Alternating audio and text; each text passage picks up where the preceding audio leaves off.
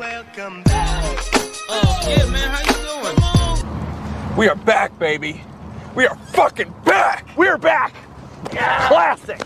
We are back. That's we are back. We're the best. We're the beautiful. We're the only Ghostbusters. Hey, we are back. Let's go. Back. It feels good to be back. I mean, it's been it's been a slow off season, so it feels really, really good to jump right back into it, talk some baseball. Even though it is like -1 degrees right now, it's -15 with wind chill. I know baseball seems like, the sport we shouldn't be talking about right now, but hey, you know what? So we're only a month out from pitchers and catchers reporting too. So crazy. The sight of warmth and of leather and balls and everything, it's coming soon, folks. I can't wait. I don't know about you. I'm sure you've been. I don't think we've even talked about it, but have you ever been to spring training? Have you gone down to Arizona and done the whole? Oh yeah, I've been. I think about 4 or 5 times. I went in like 05, 07, and then took a little time off. But then 15 and 16, I got the chance to go down there and check it out. So yeah, awesome. Yeah. You ever been? I went back. I went in 2017, so the year that they were just coming off the World Series. Me and my brother went down there for basically like 2 days. It was a really quick turnaround. It was the first time I ever flew Spirit Airlines, and also Jesus! But it was a cheap flight because we were like, hey, we're going for like a day. We basically flew down late at night, went to a baseball game the next morning, and then flew back that night. So got a little bit of sunburn really quickly while we were there, and then came back. But it was a good time. Yeah, nice. I think I remember that specific spring training. Wasn't there a big opening thing where Joe Madden talked to all the fans and referred to it as Cubs stock or something like that as a plan Woodstock? I remember that. And it seems like something Joe would say, and sure, yes, he was at original Woodstock. So right. But yeah, let's again, welcome back to, everyone who's watching. Thank you for joining us. I am Jeremy Sosa, along with Praz Master. We are so excited to just talk some Cubs baseball. Considering that the Bears season is over, it finished very brutally with that loss to the Packers. We know the Blackhawks aren't particularly good right now. Connor Bedard's on the shelf for about 6 to 8 weeks, so they're probably going to be tanking for a Calabrini in the next draft. So. Yep. Chicago Steel legend has a Chicago connection, so I'll take it. So hopefully, man, can you imagine the league, how bonkers NHL fans would be if we got Bedard and Calabrini back-to-back years? I mean, they already think it's rigged, and maybe it was. My God. But, oof. Pour all the salt over Nashville and St. Louis. I'd love it. All right, well, let's jump in because we know that this has been an extremely slow offseason outside of the Los Angeles Dodgers. We know that they made a lot of big moves early on, and they were really the only team that made some big moves. There's still a lot of top free agents that are sitting on the market, but finally the Cubs make some moves, signed some players, made some trades. So how are you feeling about the offseason so far? I know it started off slow. It was really slow. I still stay, cautiously optimistic that the Cubs can be a big player. Hello, Tony. Nice to meet you. We've only known each other for damn near 30 years now. I still stay cautiously optimistic because there are still big names out there. It's not like the Cubs are the only team that hasn't had a relatively quiet offseason. Obviously, Bellinger's top of the wish list for us, but still got Blake Snell out there, still got Josh Hader out there. I don't know if we want to save the theory I told you about pre-show for a little bit later, but there's some, there's a couple big market teams right now that are not exactly in positions to spend based on where their franchise is in their competitive window. Look across to the other side of town, look, to Orange County, California, look to Queens, New York. So, not every big market is acting like a big market right now. Yeah. I mean, and the thing is, it's, You're right. I mean, and we'll obviously get into it. It's one of our segments. I wanted to talk about it. I mean, I guess we can now because it is our next segment. But, we talked a little bit pre-show, like, is this the new norm in baseball? Because this has been like a few years now where, like I was saying, if you are in the 98th percentile of players, and that's excluding the 2% like ultra mega superstars, Shohei Ohtani's, Acuna's, the Mookie Betts of the world. Aaron Judge. Yeah. Right, exactly. And even Aaron Judge signed, a little bit later. I don't think he signed right away last year too, if I'm not mistaken. Right. So we're starting to see this shift where, years ago, maybe in the last decade, we saw a lot of teams that as soon as like the offseason started, that winter meetings for the GMs was like the kickoff. There were signings, there were trades, there was just the hot stove was burning. And now we've seen over the last few years, it's been pretty mild where, winter meetings are kind of laying the groundwork to some of these trades and signings. And then we'll go weeks and weeks. And a lot of times now it's been like after Christmas into January and sometimes February. So Praz, do you think this is a new norm in baseball? I would say that temporarily it may happen again, like next offseason, maybe the offseason after that. I do think one key part of it, like I said, with, some big market teams that aren't exactly in a position to spend right now. The one team I keep thinking about is the Mets. Like, they have Steve Cohen, who's freaking made of money, and they haven't really made any sort of significant addition since he's taken over as owner. There's even rumors that, they may be selling off guys like Pete Alonso. I can't see that lasting forever. And I feel like, when he finally does decide to empty, his bank account a little bit on a big Mets super team when they're ready to compete, there will be a lot of other owners that may follow suit. I mean, who knows what the Dodgers budget is going to look like with all the deferred money to Shohei right now. I mean, they would be in a great position to make a lot of like 4 or 5 year deals between now and the end of that Shohei Ohtani contract for big money. And obviously they're the one team that has been the most active this offseason. Yes, everyone did get diarrhea at winter meetings. I remember that. Got cut short early, if I remember right. Yep, oh my God. Yeah. By the way, shout out to HBIC and Baloney for being in the comments right now. I know there is another White Sox podcast currently recording live right now. I appreciate you guys, sticking to the Bums brand with us. But there will be I feel like there will be a turnaround in the near future, and it could be spearheaded significantly by, the Mets finally getting into their competitive window. Yeah, it's interesting. I mean, I think what really showed us this offseason was the power of the LA Dodgers. Not only do they have, a great farm system, they've been able to develop players, they have endless amounts of money is what it appears at this point, but they also have the allure of playing in LA. So it's like they have so much going for them where it's like you get some of these East Coast teams or Midwest teams where they have to sell a little bit harder or pay a little bit more than they'd like to, right? Because, I mean, if you look at the Ohtani deal, there was a lot of deferrals in that. Somebody was saying in the comments, the amount of deferrals like in that, that initial contract looks like it's not going to appreciate very well for Shohei Ohtani, but it felt like it didn't matter to him. He wanted to be in LA. He wanted to stay on the West Coast. He wanted to play for a winning organization, which the Dodgers have done an amazing job of being in the playoffs for the last 12, 14 years. So yeah, exactly. I think it's interesting, and I think the other thing too, we talk pregame too, is a lot of this offseason specifically is held up again by one super agent that we all are Scott familiar Boras. with.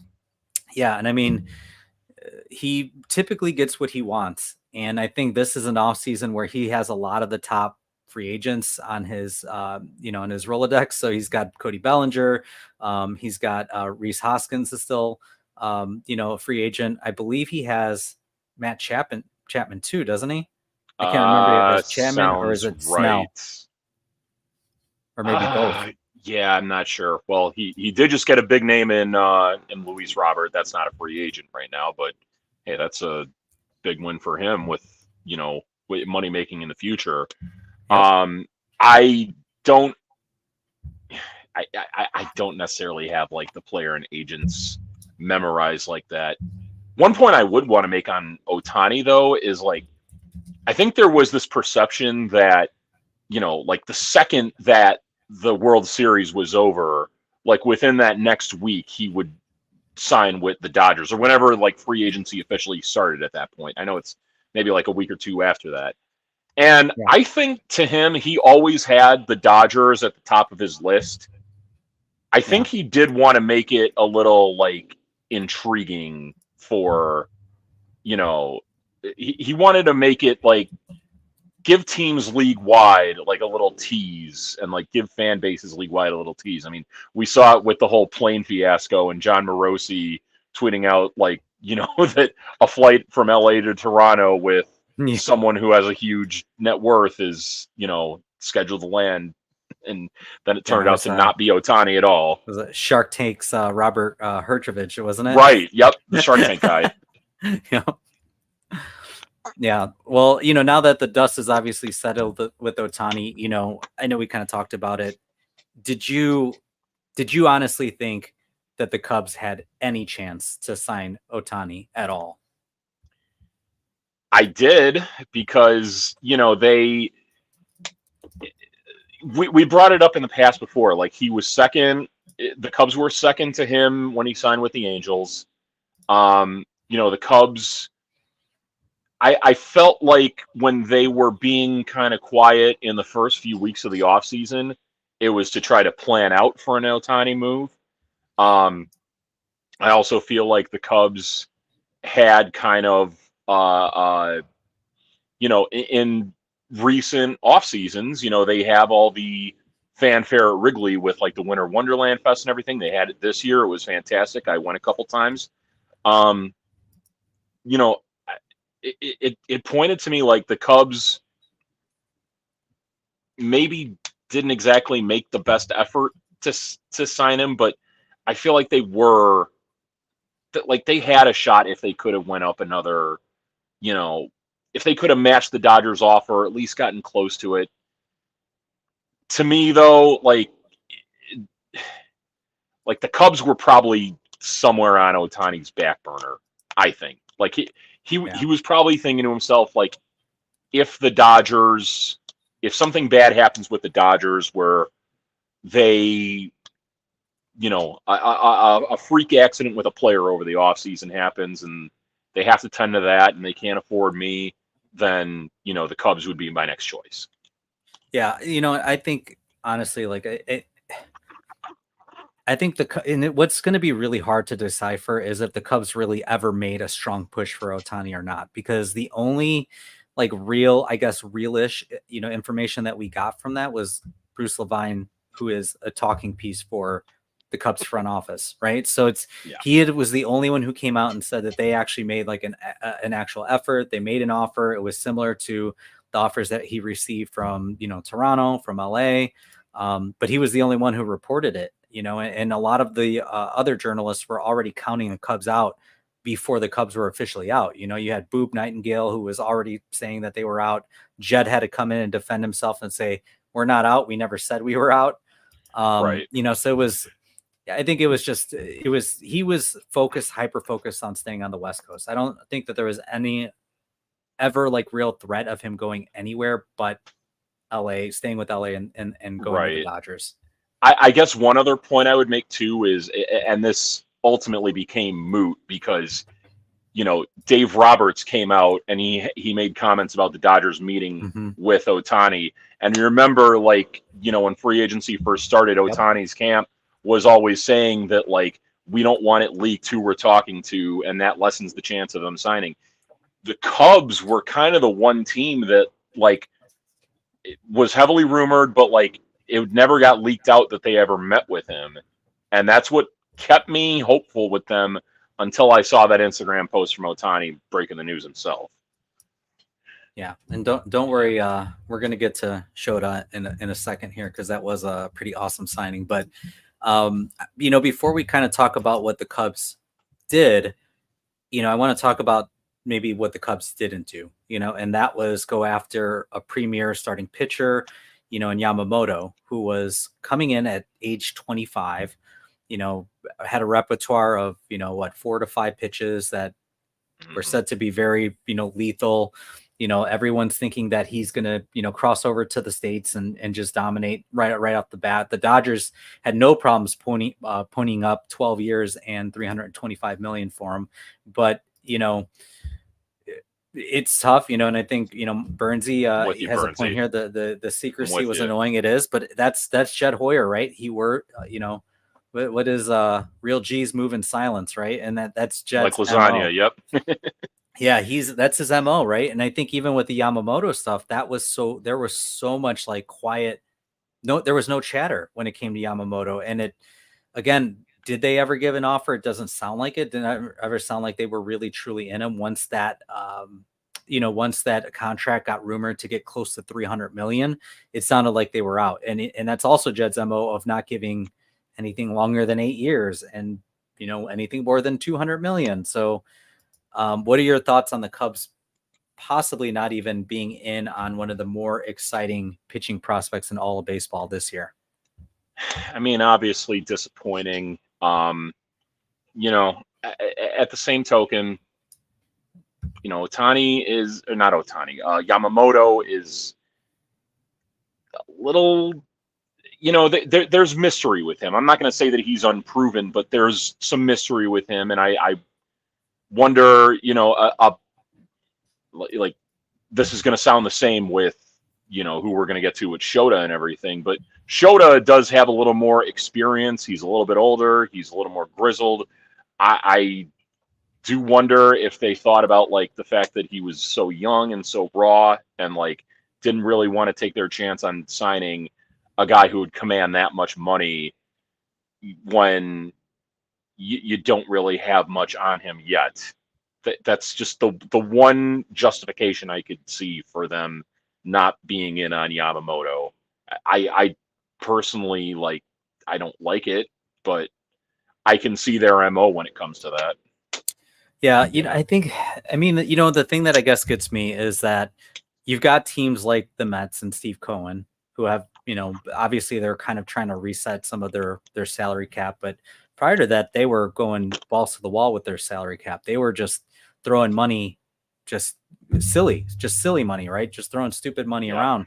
And now you're seeing the Dodgers do that as well. And this is what big market teams should do, because we're talking about billionaires that own these teams, right? Their profits are billions of dollars. These franchises are worth over billions of dollars, and it's only going up, right? The revenue just keeps going up and up and up. No matter what anybody says that, baseball may be dying or losing fan or whatever, it's not, so I think, and then even with teams like the Cubs who are adding like FanDuel or, whatever it is, and DraftKings Sportsbook. DraftKings over at Wrigley no free Field, ads. Right. It's right. Exactly. But they're creating more revenue, right? And they also have their streaming service now, where they're actually, you have to pay by month to get marquee. So they have all these ways to create revenue, and they're still not spending like the Dodgers. They're not spending like the Mets, and they should. They're a big market team. They should be spending. So, I mean, I get, and to a point, I appreciate Jed's, carefulness and in terms of how he's spending money. And, Lil Yumper set it up here too, just kind of taking that small market approach, unless he really has to. But I mean, at what point do they actually just throw money to the wall and just say, you know what, we'll figure it out later when we actually have to figure it out? They're thinking so far ahead sometimes that I think they're going to just continue to miss out on some of the big names. And it's kind of annoying, to be honest. Yeah. I hate that they're being so cautious about it and so risk averse. It's not what a team like the Cubs should be doing. I'll tie it into, I mentioned this on when talking about the Bears on the other podcast that I do, that one thing I've noticed with the Bears is they, Ryan Poles went out and he made the Chase Claypool trade last year, and that backfired, and that may be the worst trade in Bears history. but he was given the opportunity the next season to make another pretty risky trade. Actually, two of them, if you count the one with Carolina for the #1 pick and DJ Moore. Yep. But he was given the opportunity to go out and make a really risky trade for Montez Sweat, who was without a contract. And it's just like, I wish that, like, you know, after the Jason Hayward contract didn't work out well for the Cubs, gunshot. Why could we not be given the chance to spend big money on a guy like Bryce Harper or Manny Machado in the offseason where they were free agents?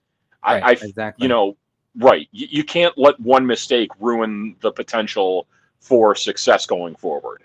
It's literally sports. You know, you're not going to hit on every free agent. You're not going to hit on every trade. You know, that percentage goes down and down and down.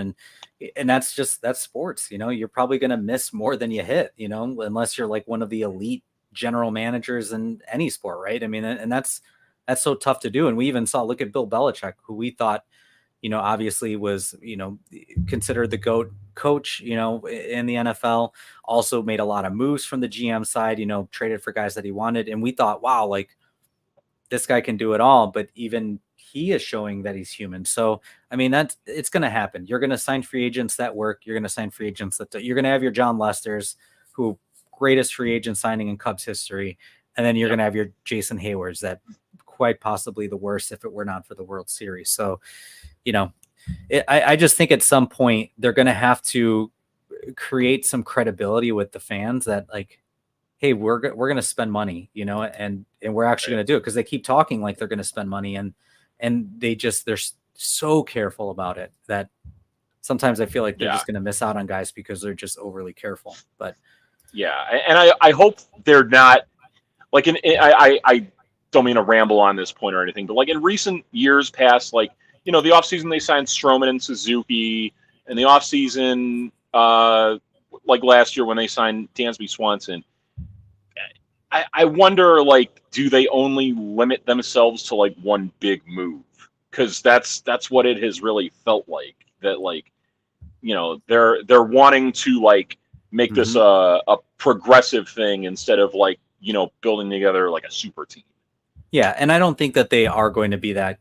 I don't think they're ever going to be that franchise, at least while Jed's there, to be like this, building a super team. You know, I think that he's going to be very methodical in how he builds a team. He wants to create that sustained success, so we don't have to do these like big, you know, rebuilds or retoolings again, you know, and have those kind of lulls and gaps, which I appreciate. But also, like, you have the payroll, you know, you have the book, you know, exactly. Like, spend it. But all right, well, let's stop bashing, because they actually did do something. And that's why we're here. That's why we're back talking. They made a big league signing.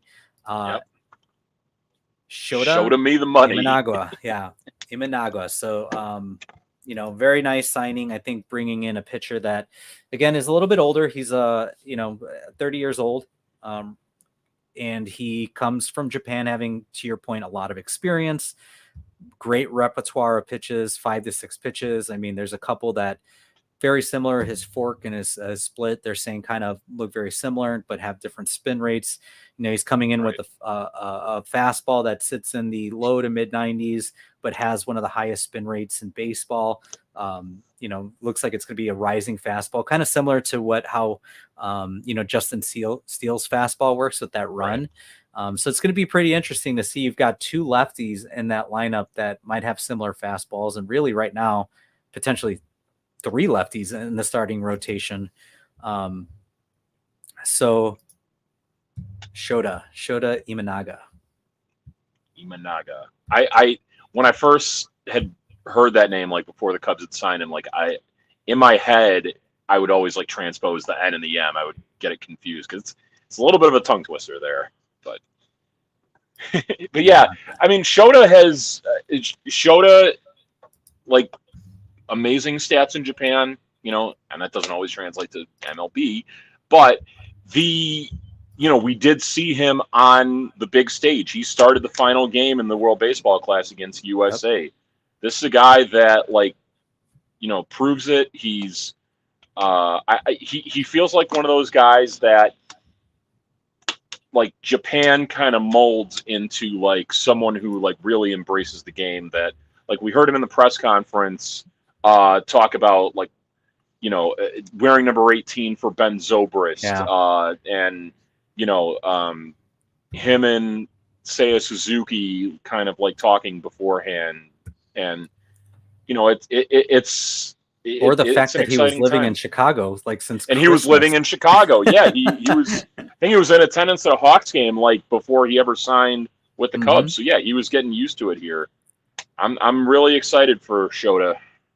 Yeah, I am too. I think it's a really nice signing, and I think the other part of this too is I don't want to blow this signing out of proportion either, because he's slated to be middle rotation guy. If he's our number 2, I think that there's still some work that needs to be done in that rotation, but I think it's a nice signing. To your point, I think he comes in a little bit more experience. I think what's going to be really nice is that he has Suzuki here to have somebody to acclimate to Major League Baseball with, right? I think the good things that are going for anytime Japanese players come over to America, there's always going to be the fact that our season's longer than theirs. They have to, there's colder temp teams like that they're traveling back and forth. Also, the travel schedule is intense, right? The states are bigger than Japan, and there's not as many teams in Japan. So, there's going to be more travel there too. But I think having somebody that you have your fellow countrymen is always going to help. He's a pitcher, so he's not an everyday player. He's, pitches every five days. So he's not going to have maybe the craziest grueling season as maybe some of the hitters like Seiya had. Seiya finally looked like he started clicking towards the end of last year, after having some injuries and, bouts of injuries and just learning the league. So I think it's a nice signing. Yes. I think he's going to slot in really well in that rotation. I think he's going to fit in with the team. Again, he was really excited to be in Chicago. He wanted to be here. He took less money to play here, where reports are coming out that he was offered almost double the contract that he got. And to Jed's credit, that was a very team-friendly contract for that kind of starter. Yeah, that's a hell of a move. And they, again, echoing all the things you just said, like wants to be here, like would have taken more money from another team, but super excited for him. Yeah. All right. Other move of the offseason that was actually very, very interesting. And I really didn't know as much about Michael Busch before this trade, just not having spent a lot of time watching the Dodgers farm system. But Cubs make a big trade for some lefty power. They get Michael Busch, sending a couple of teenage prospects. Unfortunately, Ferris was one of those, being a left-handed, prospect that, rated kind of high, looked like he had a higher ceiling, high upside. But again, teenage prospects, so we don't know what he'll be. But yeah, what are your thoughts on Michael Busch trade? I kind of like it. I'm kind of digging it. I am very happy with it. Most people will point to the fact that he is 25 or 26 at this point, 26. And has only had a cup of coffee in the big leagues. You got to remember, with prospects coming up around this time, they did lose a minor league season in 2020. So everyone's development is pushed back a year. But serious power, like had OPS over 900 in the minors last year, has had has a really good, career numbers in the minors. And the one thing the Cubs were really lacking in last year was like a real power threat outside of Bellinger. So, he slots right in. He'll likely be either the opening day third baseman or first baseman, depending on if we can bring back a certain someone. I like the trade. It was a high price to pay with giving up Jackson Ferris. I believe the other guy we gave up too had like only a small little sample size as an 18-year-old, but he had a really nice season in his first pro season. Also get Yency Almonte too, who's been a mainstay in the Dodgers rotation the bullpen the last few years for them. Kind of seems like one of those guys who like every other year is good, and luckily last year with Dodgers was his bad year. So hopefully good things to come with him. Yeah, I'm really the thing that I like about this trade is, you're right. He's 26 years old. People have to remember too that he was also blocked. Like where was he going to play with that team? You have Max Muncy Yes. playing third, Justin Turner before him. You had, Mookie Betts had to basically move to second to make room for some outfield help. Right. Yeah, it could have been moved there. So he's blocked for that. Blocked infielder right there. He doesn't play short. Blocked at first base because they signed Freddie Freeman. So, it's like, where was this kid going to play? So I think it actually works out for both the Dodgers. It works out for the Cubs where, I think it's a trade that makes sense for both. They, like you said earlier in the show, are going to be spending some big money in the short term right now to build around Ohtani, that they do need to stack their farm system again at some point so they can afford to have some teenagers that are going to take some years to develop. And they were just jammed. He had nowhere to play. So, with that said, coming over to the Cubs, you still have Patrick Wisdom as an infielder. You still have Christopher Morel. Does that mean that they can use him as trade bait now? They still have Nick Madrigal. Where does he fit in? Where does he play with this team? Is he first baseman? Is he a third baseman? What do you think? I would hope that he's your opening day third baseman. The only thing I could think about that is, like, does he still have enough does he not yet have enough major league experience where they could do like the Chris Bryant service time in a minute? Yeah, that's a terrible word for me. Manipulation with him. Yeah. I think at this point, though, at 26 years old, he I think he's coming up. I think they said that he's gonna. Right.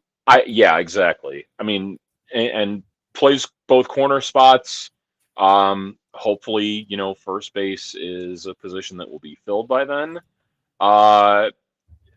If you really need to put him at third, Nick Madrigal does the job defensively there pretty well. Christopher Morel has played some third in the Winter Ball League, but hasn't exactly played it well. But you can get by with a guy like that who plays a bunch of different positions. And I do have faith that when it comes to Patrick Wisdom, that Craig Counsell will find the right spots to use him in instead of blindly just putting him into a lineup against a left-handed pitcher like a certain former manager always would and not look at the splits charts. Yeah. So, ideally for me, I think he's your opening day third baseman going forward for the medium term until Matt Shaw gets called up, which that could be as soon as this September or possibly next year because he made it to Double-A like right at the end of last year. So. Yeah, he was moving up the farm system really quick. He's a college player, so we know that he's probably got a little bit of a shorter time in the farm system, before he hits the big leagues. But, it's going to be interesting to see where he plays because it sounds like they are trying to slate him to play first base, which kind of draws some questions on, okay, if he plays first base, what are they doing with third? And then what does that mean for Cody Bellinger, right? So, we can talk about that. I know we want to talk about what's next for the Cubs, but I think it is going to be interesting to see where they slot the guy. But Burnsy here thinks that Shaw's going to be up in June. I think that's going to be. It depends. If he goes, if he goes AAA and if he rakes, it makes it really hard for them to not call him up. But I think it's going to take a lot because you saw how long it took them to call Pete Crow Armstrong, and he was raking in the minors. He only played maybe about 15 to 20 games at Double-A last year. He may just wind up starting back at Double-A this year, but maybe around May or June getting called up to Iowa, and then maybe in September him getting called up. Yeah. So did you watch the Cubs convention, which was this weekend? Obviously brutal temps, terrible weather, snow and everything, but it looked like fans still found a way to make it out. And, was, over the weekend, big convention that the Cubs do every single year. Did you get a chance to watch any of it? Got to watch bits and pieces of it. I wasn't following super religiously. Our good friend Tony, who's in the comment, hey, Dougie, how you doing? Can you be a little friendly towards Cub fans today, or the Cubs today, unlike you were on Saturday? Anyways, another Sammy Sosa absence again. I would have thought that with the Hall of Fame vote for the Cubs, this convention that they announced. Tom Ricketts is not a part of that, and he's the one guy that's kind of roadblocking Sammy Sosa from appearing at the convention. I thought that this would be the year he gets voted in because it was like, two players from that same era that did get in, and obviously very happy with Aramis Ramirez and very happy with Kerry Wood getting in. I thought it might wind up being Kerry and Sammy, which that would have been interesting because of the boombox controversy back in 04. Although I've heard rumors before that it was actually a different player that did it, and I'll save that for off air. If anyone wants to ask me personally about that, I'll let you know. But Praz got some inside information over here. Yes. Anyways, yeah, the Cubs convention, I've been to it a bunch. It's a fun time. It's also brings out some interesting people that are looking for autographs that are not exactly kids. But it's a fun time. You get to know the personal side of these players. I think a real hit was one of the funniest moments I saw from it was in the kids only press conference. Some kid went up to Patrick Wisdom and challenged him to do a push-up contest, and this kid just blew him the hell out of the water. And it was the funniest thing I had seen in a long time. Bruce Miles advocated with the TIS team. Yeah, that's a good point by Yumper. Yeah, that actually, so I know we talked about it before, and you kind of mentioned it. I have a huge problem with the Cubs not bringing back Sammy Sosa. My biggest thing is whether he cheated or not, which we all presume that he was on roids, right? I mean, I think definitely that's fair to say, right? I don't want to slander anybody. I don't want to say that he was, but I think the assumption is across the league is that he was on steroids, and that's what's holding him back from, being present around the Cubs convention or, to Jumper's point, being in the team Hall of Fame. But again, like the thing that bothers me the most, and I think the most common thing that people could come back to is nobody was complaining when he was selling out Wrigley Field in the 90s, hitting 60, 70 home runs a year, when that team was bad, when that team was not even worth watching, or he even took that team to a wild card series because he was so damn good that year, hitting all those home runs. And the thing is, like, it makes it really, I think as I get older and as we get more information about that whole steroid era, right? There were so many guys that were on steroids that you don't know. So the thing is, as a batter on steroids, how many of those pitchers was he facing that were on steroids that made it maybe a little bit more of a level playing field? We know that, Andy Pettitte, Roger Clemens, he didn't face them a lot, being in the AL, but again, you're finding out pitchers like that were on roids, or, performance enhancing drugs, right? How do you know that it wasn't a level playing field, right? So I think in that sense, if you want to put an asterisk, put an asterisk. I don't give a shit at this point. Yes, he was or great put a different wing of the Hall of Fame or whatever. Yeah, sure. Yeah, you want to put steroid era, and leave it that way. That's fine. Right. But again, the thing is, exactly. Yes. In reality, the guy who oversaw that, Bud Selig, didn't apologize, right? And is in the Hall of Fame, right? And he knew, he knew what was going on. So if you're going to let that guy go in and you're going to hold everybody out, and again, I don't want to get too deep into this because I'll just go on a rant for the next 30 minutes complaining why Barry Bonds should have been in the Hall of Fame because he was a great player before he took steroids. Alex Rodriguez was a great player before he took steroids, so, but at the very least, bring Sammy home.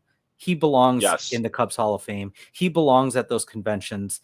Whether he was a bad teammate or not, again, like you've got guys like Ty Cobb in the Hall of Fame, you got wife beaters and drug abusers, and you want to keep out guys like Sammy Sosa. I mean, give me a break. Bring him home. Charlie frickin' Comiskey is in the Hall of Fame, and he was responsible for allowing the worst scandal in baseball history to ever occur, the Black Sox scandal, knew about it and did nothing to prevent it, and yet he's in the frickin' Hall of Fame.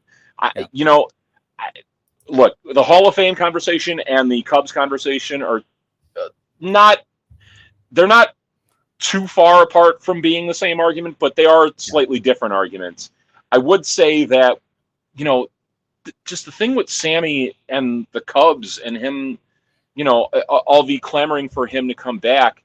Like, I don't know if this would apply to you, John. For a lot of Cub fans my age, that was our first favorite player. That was the guy who brought us into being Cubs fans. Like, for people that didn't really, came aware of the Cubs a little too late for Harry Carey after he passed away, a little too late for Ryan Sandberg after he retired officially. Yeah. Sammy Sosa was that guy, and he was like, the guy that you would, if you were watching the game after school and you were doing your homework, but he was the guy at the plate, you stopped everything for him. And it's just like, how do you not have that?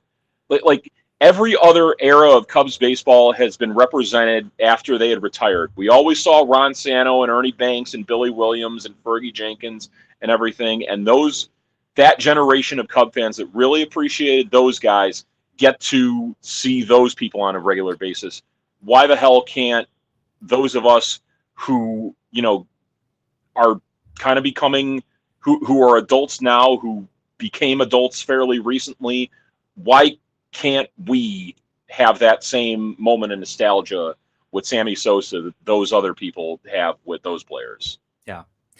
Well, we'll move on. And the thing I'll leave you with that, again, just to kind of wrap this up, because I mean, we could probably go on this rant forever, right? And maybe we have our own Sammy Sosa appreciation show or something, right? Maybe our 21st episode, we can do something like that. I like that. There we go. But,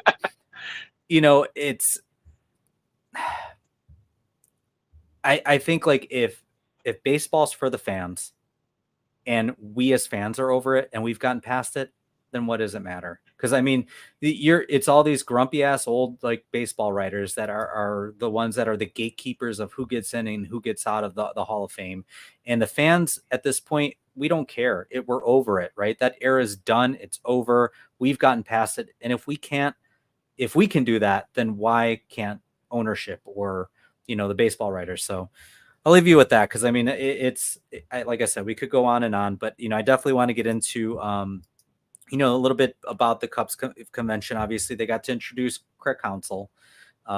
First time seeing him in a Cub uniform, which was really cool for us. And I know a lot of Brewers fans, friends of mine, were not too happy to see that, and they feel a little bit more motivated to go to Cubs Brewers games this year. But I wonder if they cleaned off that sign at his park yet that said ass.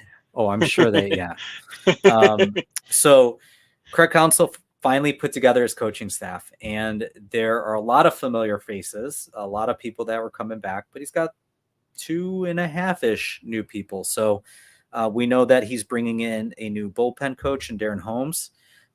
We know that he's bringing Ryan Flaherty, who's going to be his bench coach. So we got those two. And then we have someone who's coming back in John Melee, which we knew was hired before they brought in Counsell. So what are your thoughts on the coaching staff? Are you a fan of keeping everybody or the majority of everyone? Are you a little concerned that he didn't really get to pick his new staff?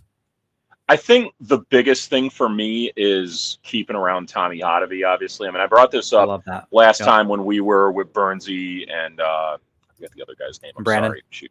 Brandon Bernsey, yes. When they hired Joe Madden, they had Chris Bosio already there from two different, managerial or managers above him. And he stayed on with that staff. And to me, that was kind of a big reason why, yes. Sorry to stop my story in the middle, but Baloney, yes, this scarf got from a friend who went to the London series for the Cubs and the Cardinals. And yeah, I love it. And obviously when I got it from her then, couldn't exactly wear it in hot weather, but the one nice thing about it being cold now is could show off stuff like this. So yeah, I love this. And here, I'll take it off. MLB World Tour. There you go. So I'd have a tough time with that Cardinals logo being on it, though, to be honest. Yeah, I know. But listen, it's sort of a once in a lifetime opportunity to buy it, and I get it. Scarves merch are big over across the pond, especially when it comes to like the soccer culture. That's like one thing that I asked for when my friend was going there. I'm sorry, where did I go with this? Oh yeah, so we were on Tommy Hotovy staying. Yep. Like, the fact that there's continuity there, like to tie it in with where Basio was in 2015, like that was right when Jake Arrieta was coming into his own. They had just signed John Lester. Well, and they had Kyle Hendricks up and coming. Now you're kind of in a similar position. You have an up-and-coming pitcher, two up-and-coming pitchers in Wicks and in Justin Steele. You signed a big free agent in Imanaga. So, there you go. It's weird because I didn't really like Tommy Hotovy all that much when he was hired as pitching coach in 2019. Not anything personal towards him, but I just felt like he was kind of forced on Joe Maddon's coaching staff when they had like him forced 1 foot out the door. But he has turned out to be a really nice pitching coach for them. Happy to see John Maley back. I feel like the Cubs offense took a big downgrade after he left. And, everyone always makes the joke about like the hitting coach really doesn't do anything. He's kind of just hired to be fired. With John Maley, one thing I remember about like the 2015 and 2016 Cubs teams is that like those teams would really make other starting pitchers work a lot. Like they would make them throw a ton of pitches. I remember one game in particular, like at the start of 2016, Cubs were playing the Reds. The Reds had Alfredo Simone pitching in this game, and he had like 50 pitches thrown already through 2 innings because the Cubs were just working him and fouling off pitches and taking their walks. And I hope that that's the same approach going into this season for the Cubs. So I feel good about this coaching staff that Craig Counsell's put together. You got Ryan Flaherty. Is that the guy who like the Cubs drafted and like never made it in like 2003? I think it was like a Jim Hendry pick. I think. I'm not sure, to be honest with you. Yeah. I know he has been around. I know he was a coach in, I think he was in Cleveland, San Diego, Baltimore. So he's kind of been around the league a bit. I mean, he's 37, so there's a good chance that it was him. I don't 100% remember, but actually, you're right. He was drafted by the Cubs. Yeah. So that is him. So full circle. A little bit of a bust there, but hey, you know what? He's the prodigal son. He'll come back. I will say the thing that I think people were maybe wondering about a little bit is like, would Craig Counsell bring any of his coaches previously from Milwaukee down with him? I think he has 1 or 2, but the fact that they hired Pat Murphy, who was previously their bench coach under Craig Counsell as their new manager, Murphy probably wanted to keep as many of those coaches on as he could. So, yeah, and I'm glad you brought up the John Maley thing because I think that's one that I'm actually excited for because you brought this up as a point. The amount of pitches they saw that year. I want to say the year that they had won the World Series, they had seen they led the league in most pitches seen per plate appearance, which again is in today's league. I know it may not mean a lot or it doesn't seem like a lot, but when you're wearing down starting pitchers who are typically only going about 6 innings now, and you're getting them down to 4, right? And if you're getting them down to 4 or 5, and you're getting to that bullpen early in a series, and you're spending that bullpen quicker, it obviously makes a big difference. We saw that, in the series against, against San Francisco in the first series there. Cueto went 8 innings in that first game, and then after that, they started wearing guys down. Right. We saw it in the Dodgers series. We saw it in Cleveland, where you had some of those starters that when they were getting to game 6 and 7, like they were already. And we saw Andrew Miller a ton because they kept working counts and kept working innings. So, you finally, when you're talking about playoff baseball and you're getting to see those guys over and over and over again, at some point you're going to expose them. And, I think that's where Maley, came into play and did such a great job with, some of those young players. And, I think he was also part of the minor leagues at a point where he was working on, player development and working on those swings. So, I think it's going to be exciting having him back, and it's going to be good because this team is really being built around bat on ball skills, putting the ball in play, taking their walks, working counts. So I think he fits perfectly into what they're trying to do again, which is why I think they brought him back. So I'm excited about that. So, and again, I like that they brought back a lot of their staff, even though it's not Counsell's staff, per se. It is going to create some continuity with this ball club that is still decently young. So, for sure. All right. Well, obviously offseason is getting going now. What's next for the Cubs? You know, we talked about the big signing. We talked about the trade. We talked about where does Cody Bellinger fit if, you know, we're moving, Busch to play first base. You know, does he go back to center? Does Pete Crow Armstrong start out in the minors?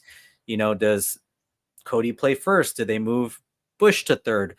Matt Chapman is still an option, is out there. You know, they value defense, and we know that again, Busch, not a great infielder. He's either average or slightly below average as an infielder from what we've seen. So do they go out and they get a Matt Chapman to play third base and shore up that side of the field? You know, so there's a lot of things that they can do here. Is it Rhys Hoskins, For sure. who, you know, they want to obviously hit some righties this year, right? Rhys Hoskins got great split numbers for lefties and rightings prior to his injury. So what do you think is next? What do you want to see from the Cubs? The big one is obviously Bellinger. You know, that's top of the wish list for sure. He was the MVP of the Cubs last year. He would do wonders at first base or in center field.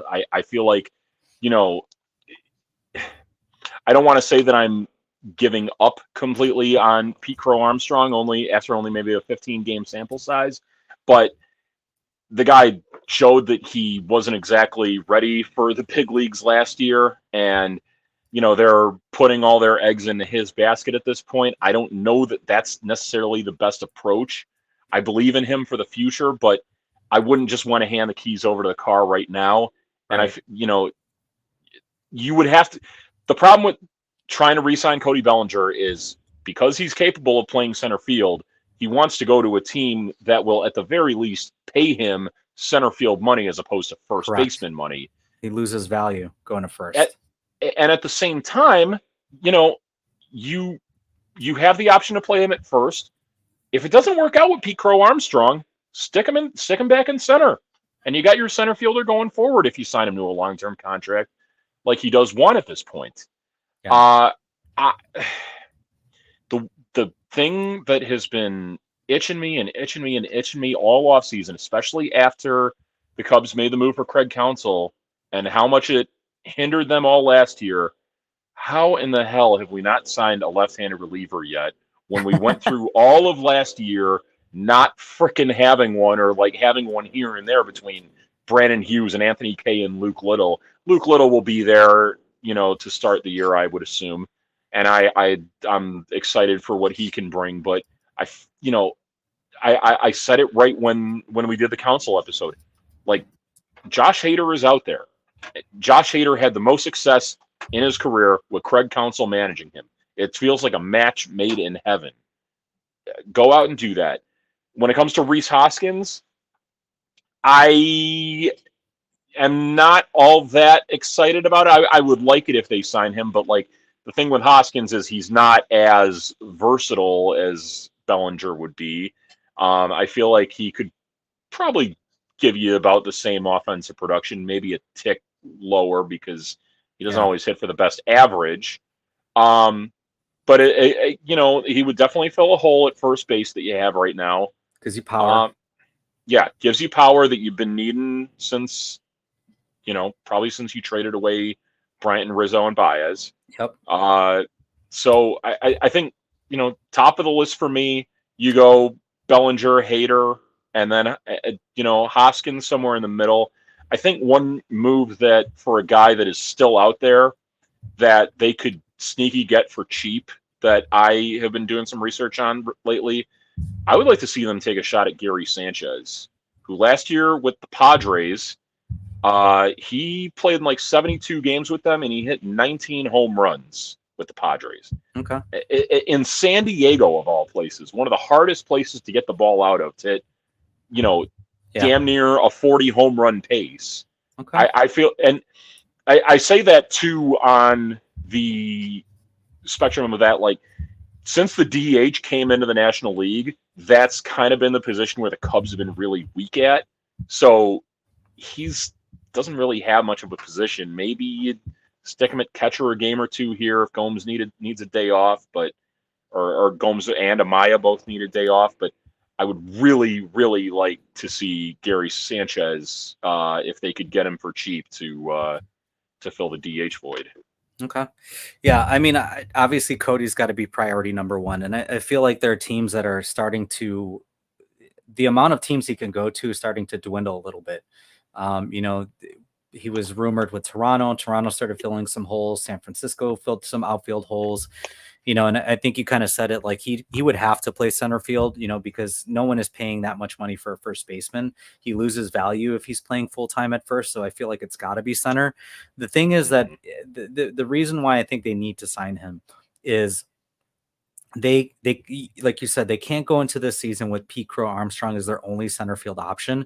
The other part of that too is they just traded for Michael Busch, who is coming into his rookie season as well. That's going to be a really tough lineup to put together if you're having two rookies.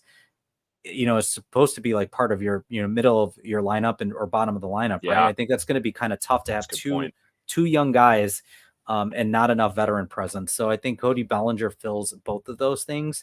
I think you can play him center field the days that Pete Crow Armstrong is not.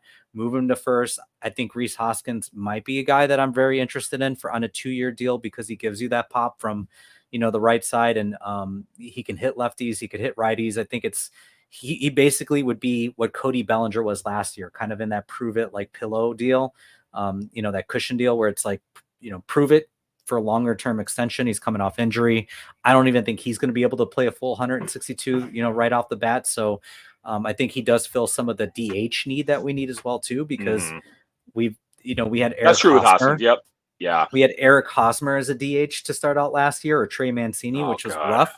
So, so I think that needs to be done. So the other thing too, I know the bullpen, I don't think we need to spend a lot of time on that. We know they need to fix that bullpen. We know they need to add to it. They need to add lefties and like Counsell do his thing. But what about the starting rotation? I mean, are you feeling good about the rotation as is right now, adding, Shota and really just kind of seeing Jordan Wicks potentially being that fifth starter, having Tyon maybe with a bounce back year, hopefully Hendricks as an aging righty. Do you feel confident in that rotation as is, or do you think there's still one more move they need to make? Possibly could do one more move, but as far as like a cheap option, I don't know what's out there. Like obviously, top of the line right now, you got Jordan Montgomery. I would just be looking for someone that would be like, an insurance plan for if. Like, I think going into last year, most people thought that, like, Kyle Hendricks might have been cooked, and he turned out to be really, really good. Who knows if that's this year? A lot of people have the mindset that Jameson Tyon would have a bounce-back year, and I personally think he will. I personally do. If you look at his September numbers last year, they're right on par with what his career numbers were. He was the one starting pitcher in that rotation that actually looked really good when the Cubs were blowing it down the stretch. As Shane Spagnuolo says here, Cubs can always trade with the Sox for Eloy and Cease. We're good on Eloy. I think I'm good on Eloy, but Cease I would like. Cease is an option. Cease is an option. I think that had been rumored too for a while that the Cubs were connected, but don't want to meet, the White Sox asking price, which they were asking for 3 top 10 prospects from, any organization that's looking to trade for Cease, so I think that the Cubs will be patient there. Like other teams, I think the Dodgers pulled off. I think, Atlanta kind of pulled back on that too. So I don't think the Sox are going to get what they want for them. I think they're going to end up holding Cease until the trade deadline and hope that he has, they can sell higher at the deadline. Maybe he has a stronger start to the season. I don't see how he will with that defense the way that it is. And I think a lot of his numbers are, predicated by bad defense from last year. So it'll be interesting. But, I think Cease is definitely an option. They need, but that's the kind of pitcher that I want to see them get.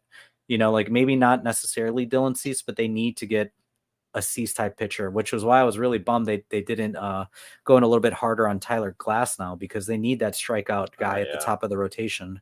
So all right. Well, before we end our show, I think it'd be fun to maybe do a little bit of Bears rapid fire. With the Bears season ending, obviously NFL playoffs are going on.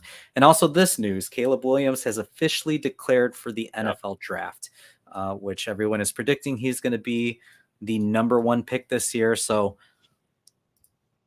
All right, I'm going to ask the question, and we'll try to go quick here because we're already hitting an hour here. But Justin Fields or Caleb Williams, and make your point quickly.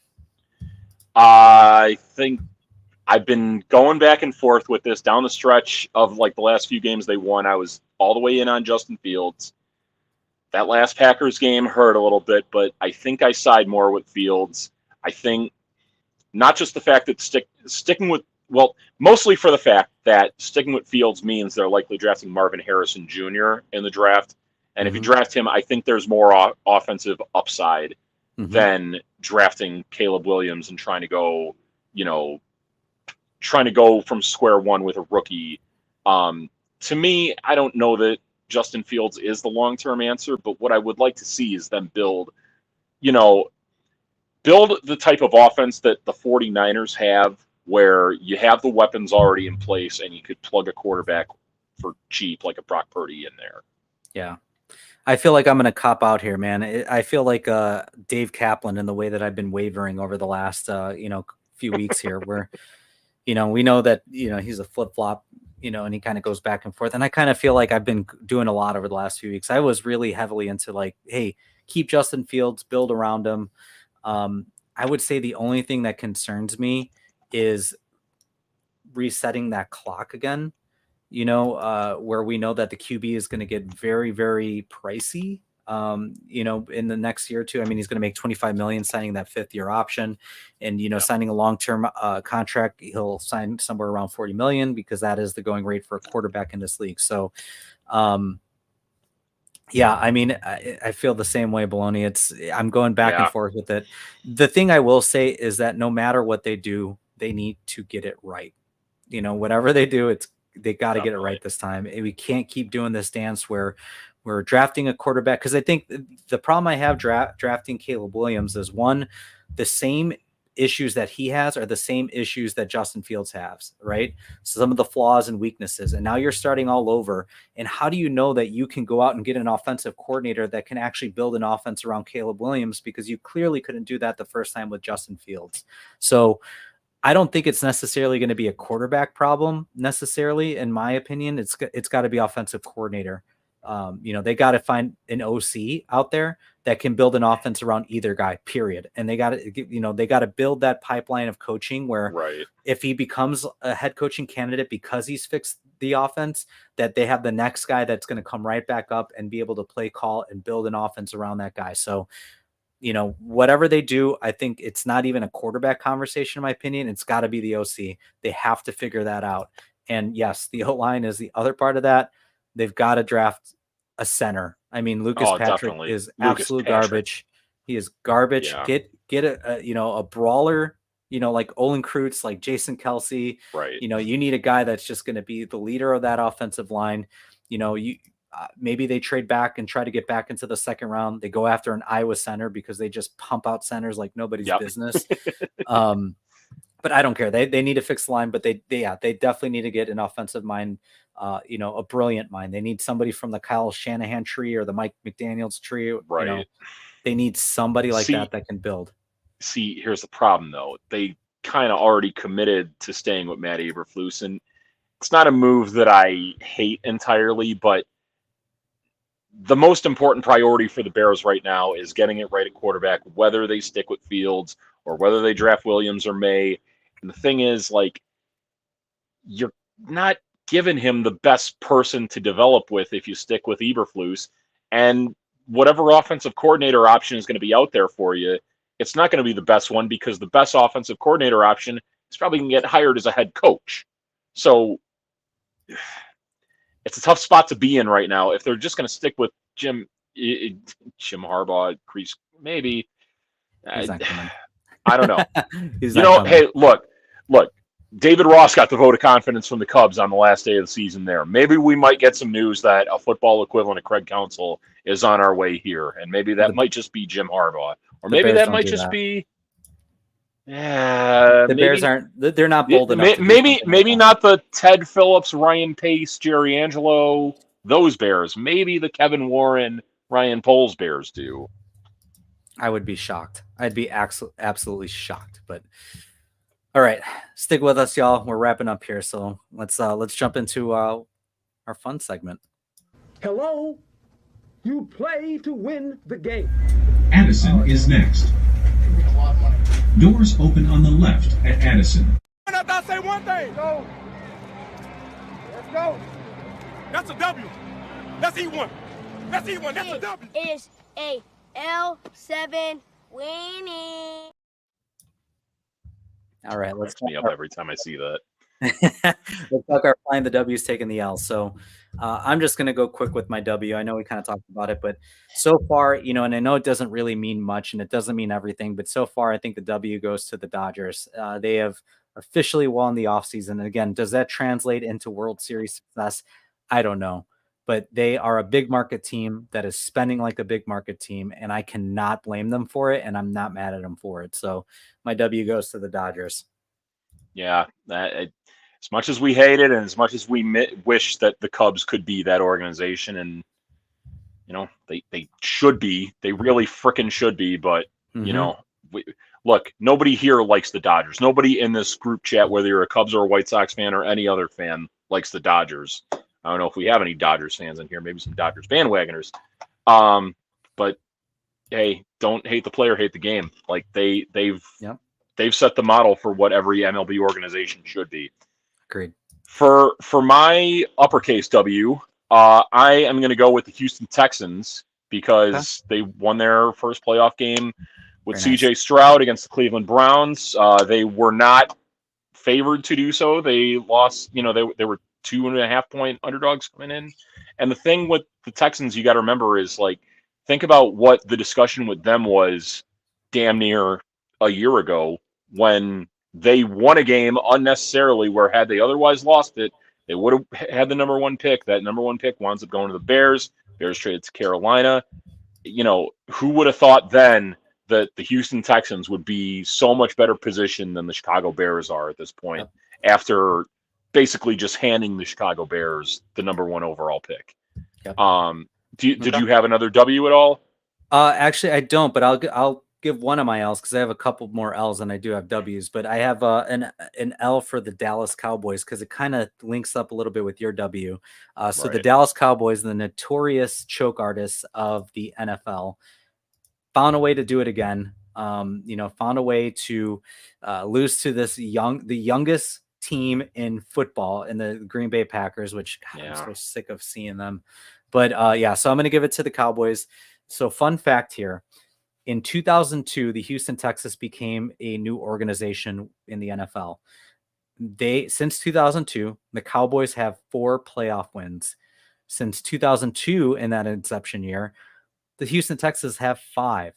So they have one more playoff win than the Dallas Cowboys in the state of Texas, which should discuss Jerry Jones. So that's one of my L's. But give me your other W. And then lowercase W. This is chalk, but I'll give it to Shota for in his opening press conference playing to the crowd. Saying the lyrics to "Go Cubs Go," and the paying homage to Ben Zobrist for his number. So Shota, you're enamoring yourself with Chicago very quickly. Welcome home, buddy.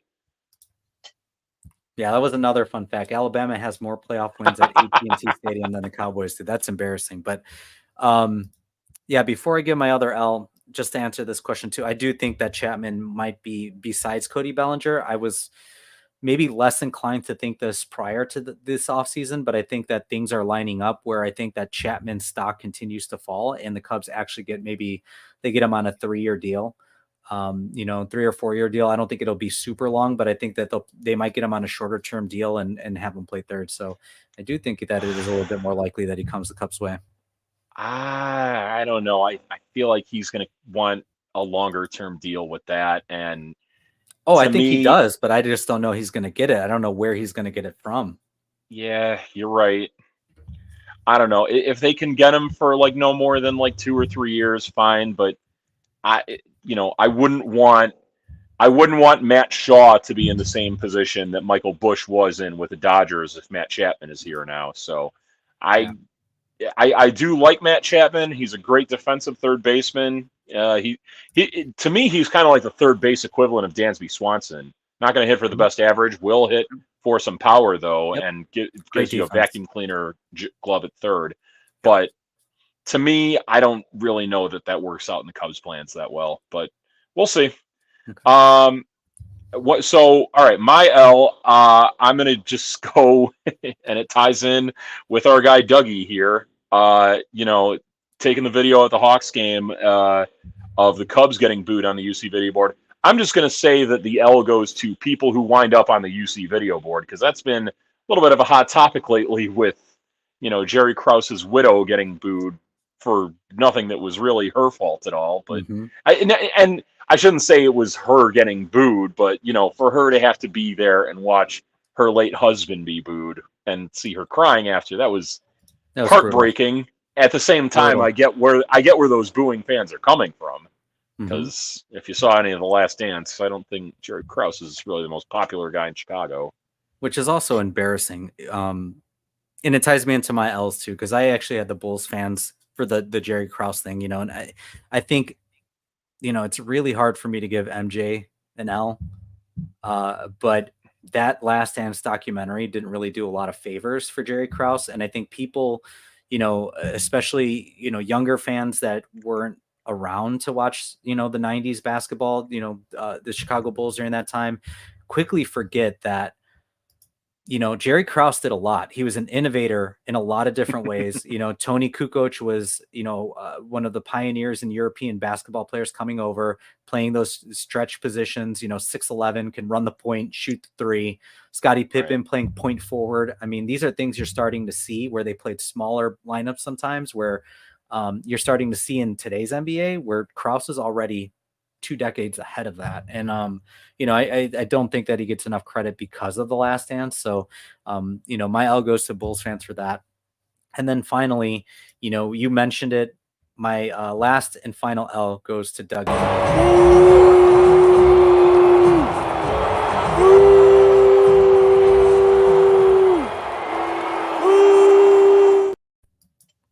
So I want to be clear why I'm giving Dougie Freshness the L. It's not because he was booing.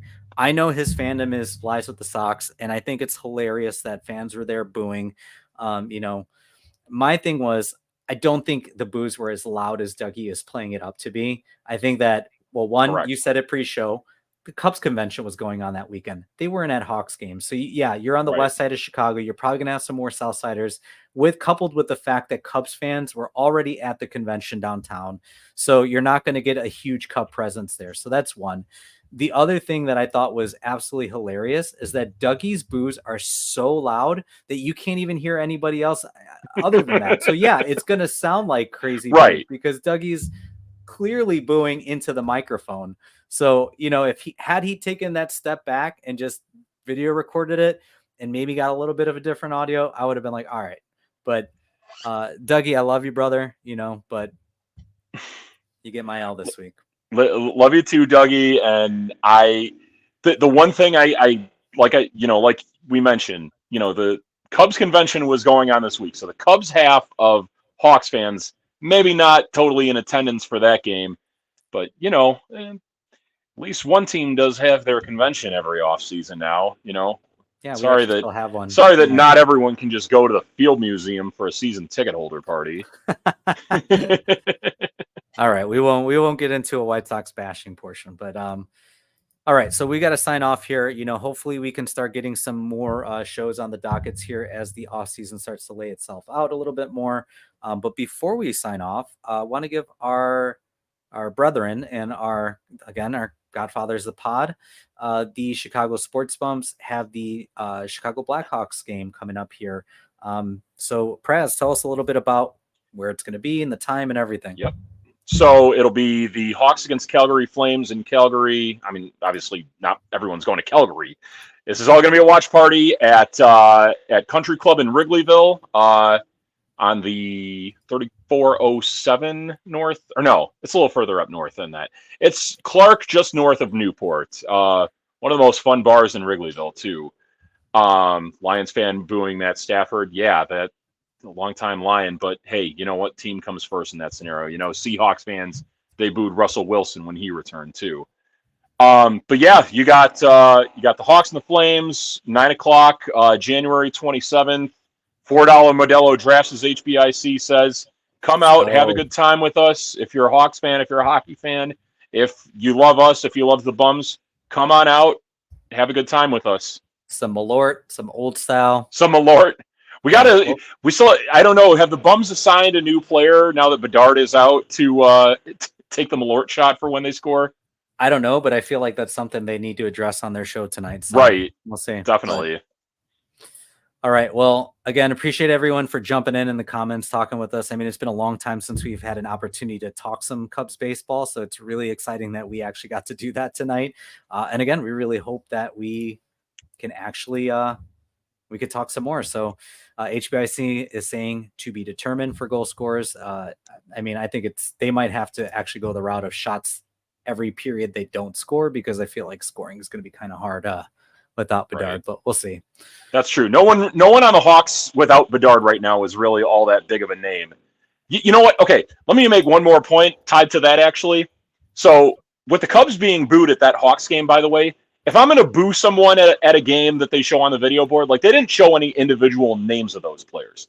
If I'm going to boo someone, I want to know exactly who the hell I'm booing. Like, I want to see the name under there and everything. So, this is my own personal rule. Don't boo anyone if you don't know who that person is just because you don't like what they're affiliated with. Don't hate the player, hate the game. All right. Fair enough, Praz. All right, y'all. Well, appreciate you jumping on. Always great talking to you. It was great to actually do a show with you again, and can't wait for the next one. So thanks again, everyone. Thank you all for joining us. Bye-bye.